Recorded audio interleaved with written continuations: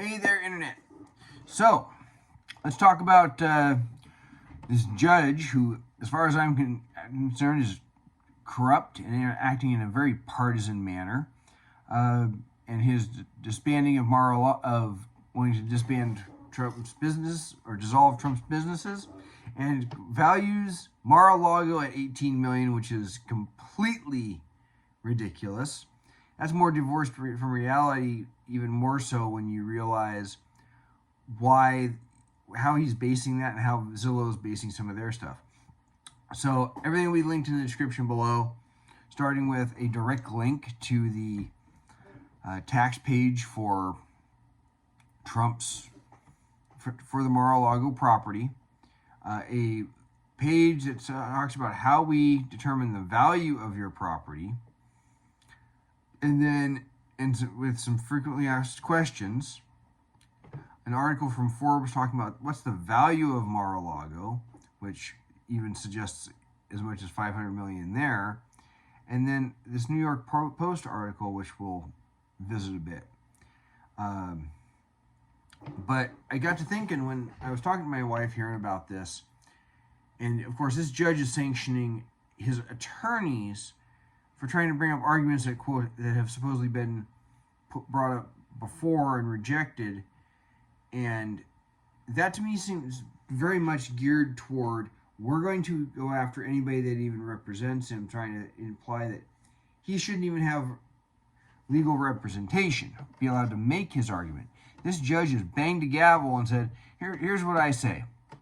No opportunity for Trump's lawyers to bring forth witnesses or bring forth any of the people that had lent money to them saying, hey, we weren't defrauded. Because anybody who's ever financed a building knows that the bank sends an appraiser out and says, this is not worth what we're going to loan on it, so we're not doing the loan, or says, yeah, you're good to go.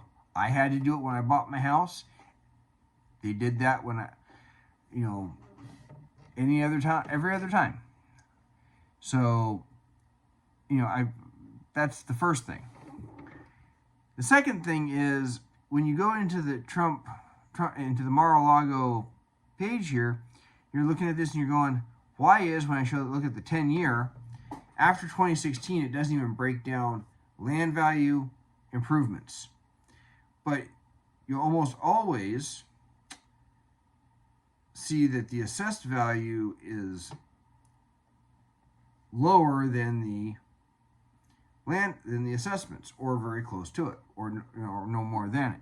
And you say, how can this be? And then you look at how regularly it goes up, and you very quickly realize it goes up about 10% a year. Now, ultimately, you ask, why is that at? Well, in the frequently asked questions, you find out that it says, why did my market value go up more than 3%? There's a 3% homestead cap and a 10% non-homestead cap for other properties. That there's a cap on how much your assessed value can go up. It's kind of similar to how California passed Prop 13 to keep people from getting taxed out of their homes, because you buy a piece of property, then somebody cuts down the trees by your property and suddenly turns it into view property. Now you can't afford to live in your house. That's essentially what this is. So what Florida does is they say, when you buy the property, we send an appraiser out, we determine the new value, and then it can only go up no more than 3% for homestead properties or 10% for non-homestead properties, and that stays that way until you sell the property. Well, Trump bought this thing in 1985, sold it from basically himself to his business, because Mar-a-Lago, the property owner, is actually listed as,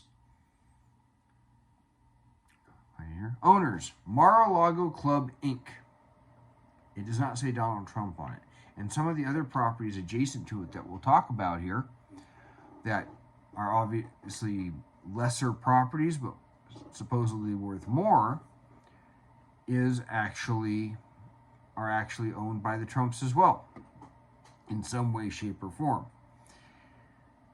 So there's nothing untoward going on with the tax assessment. I have commented on that friend's post. I would be asking if the assessor's on the take, considering that property. The assessor isn't on the take. They just have laws they have to follow. I'm not going to blame Trump or anybody else for, following the laws. But in the New York Post article, it says here, New York judges Tuesday ruling valuing Donald Trump's sprawling, headline-making Florida estate at $18 million has left industry experts perplexed. In his verdict, Manhattan Supreme Court Justice Arthur Engoron delivered a bombshell ruling that the former president committed fraud by inflating the value of his wealth, with details including the monetary value associated with Mar-a-Lago in Palm Beach. This decision, which came down without a jury and no opportunity for Trump to make an argument against, of course, he just said, we're going to accept it, summary judgment. Sent shockwaves to political and real estate circles, especially that the $18 million base value of the property. Once prominent Palm Beach real estate broker, speaking on condition of anonymity, told the Post it's utterly delusional to think that property is only worth $18 million. The insider added, if the property were on the market today, I would list it at around $300 million minimum, at least. He also has a separate golf course minutes away, which I don't know if that would have been included in the whatever he was getting a loan for. If he would have done all the properties or not, but we'll assume just the club itself. The insider added that property, if that property were on the market today, I would list it at around $300 million. Let's see. Engoron verdict holds Trump 77, along with his family and business empire, the Trump Organization, liable for fraud, a central allegation of New York Attorney General Letitia James' lawsuit against the defendants. Now, of course, just because a person is charged with other crimes does not mean they're guilty here. And in this case, as far as misvaluing the Mar-a-Lago, completely, this judge is full of it. In a 35-page judgment, Engoron sided with James, asserting Trump had made unequivocally false statements in official documents to secure favorable terms with financial institutions. Were those institutions ever called to testify? No. This is going to end up in appeal, and he's probably going to have to go through a normal trial. It might actually come, and Trump may well come out on top on that. Notably, Trump's claims, such as his triplex penthouse in Trump Tower being 30,000 square feet when it was closer to 11, were also described by Engoron as fraudulent, given their significant discrepancies. Though Trump's defense argued the calculation of square footage is a subjective process that could lead to differing results or opinion based on the method employed to conduct the calculation. And that's actually, I think, very fair. You say, what's the square footage of the house, but then there's a garage. Is that included? So sometimes they'll specify a living area and garage separate.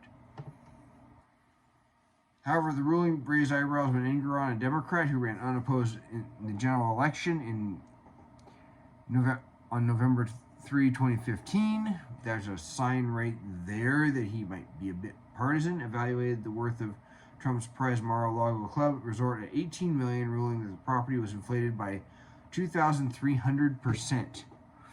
He cited a basic Palm Beach assessor valuation that ranged from $18 million to $28 million between 2011 and 2021, which the assessor valuation of $28 million in 2021 would have been about what they were assessing the value at, but that's just raising it 10% each time. When you look at this, they really don't even put a market value above the assessed value until 2022, and that's only about $640,000 difference. And the preliminary valuation difference for 2023 is assessed value $33,396,000 and $37 million for a market value. So they're not putting a lot of effort into actually fairly valuing it market-wise. This judge does not know what he's talking about, or he's deliberately ignoring facts. Um, this valuation is far from Trump's 1985 purchase price of $10 million, $8 million less than what the judge declared it was worth today. And Trump sold it to himself for $12 million in 1995. It's also important to note that Trump got a deal on Mar-a-Lago 40 years ago at the time that the historical estate was listed at $20 million. So this judge is basically saying the thing went down in value. That's insane. There are also nearby comps. To put it in perspective, a 2-acre wooded lot at 1980 South Ocean Boulevard, just 5 minutes from Mar-a-Lago, is currently listed for $150 million. Mar-a-Lago is situated at 1100 South Ocean Boulevard, dwarfs that lot tenfold, and operates a commercial business of around 500 members as part of the golf club. This is why this is insane. And it goes through some more. I'm not going to read all of them. Mar-a-Lago has 128 rooms. Forbes valued it in 2018 at $160 million, and the later article from 2022 said $300 million, and even suggested $500 million might not be outrageous. And so it makes sense that it would only go up in value because it's billionaires' row. There's only so much land, only certain people are going to get to live there. Rush Limbaugh's widow, she sold his compound in Palm Beach on 2.7 acres for $155 million. Again, you just figured Trump's is at least 6 times bigger. You could easily get to $750 million with that. In fact, 6 times bigger. And one of the Trumps tried to claim it was, say it was $1 billion in response to the judge. 6 times, you could make that argument. The $900 million estate wouldn't be outrageous. And you have beachfront to beachfront. If you look at the map, you've got like a seawall on one side with ocean, and on the lake side, you got beach with a couple of pools in there. On the other side of the road, of course, he revoked the business certificates. But here's the thing: was this judge last year, when a lawyer was arguing that the former president was being targeted unfairly for being singled out because of his political stances and views and position, the judge said Trump is just a bad guy. That just shows you right there that this judge is very partisan and is not on the up and up. And you look at these adjacent properties. There's one of the adjacents at 1125 South Ocean is previously owned by I think Donald Trump's sister. Got my notes here. I think it's Mary Ann Trump Berry. Zillow says it's worth $4.19 million. That's the one I'm looking at. One of them here that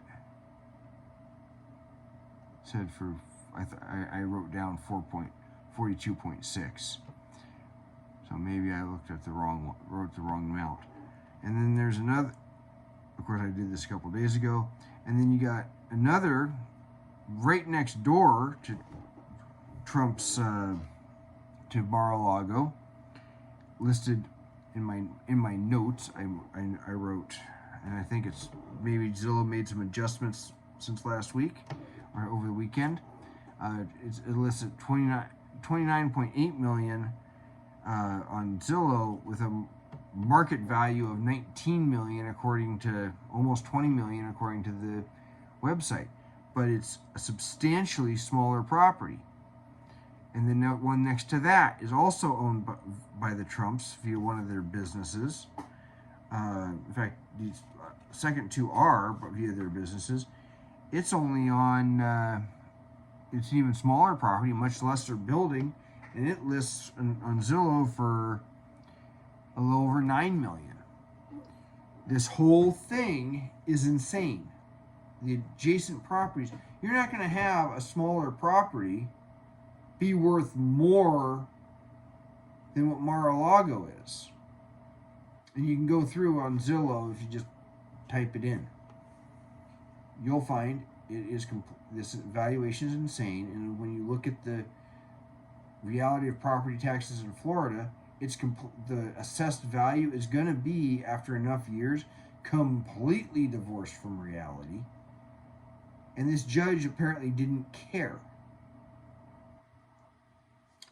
So that's what I got for you. That's what I found just digging a little bit deeper. Long and short of it is that the valuation that the assessor uses is by law capped and will not match the real market value of what that property is worth. Ever. Until Trump sells it and somebody else starts getting taxed for it. Or you have a huge plummet in the value of real estate. I mean, a massive one where, you get my house for a song and a dance to get Mar-a-Lago back down to $24 million. So, but that's what I found out. If you new to coming to my channel and you've stayed this long and liked what you saw, like, share, subscribe, ring that bell for notifications. And until then, until I see you next time, you all take care.